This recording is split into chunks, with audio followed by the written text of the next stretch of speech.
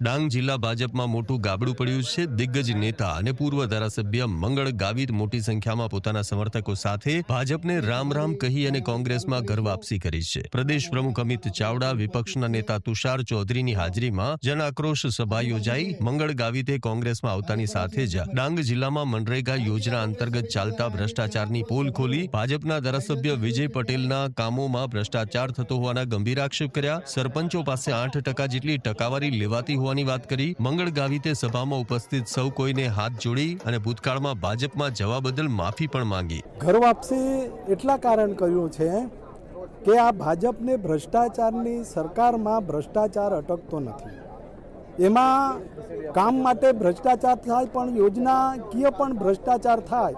યોજનાનો લાભ ગરીબ લોકો લેવા જાય ત્યાં પણ છે તો પૈસા આપવા પડે અને ખુલ્લે આમ છે તો સરકાર જ્યારે ભ્રષ્ટાચાર કરતી હોય એના વિરોધમાં આપણે બોલતા હોય તો આપણને બોલવા દેવાનો અધિકાર નથી।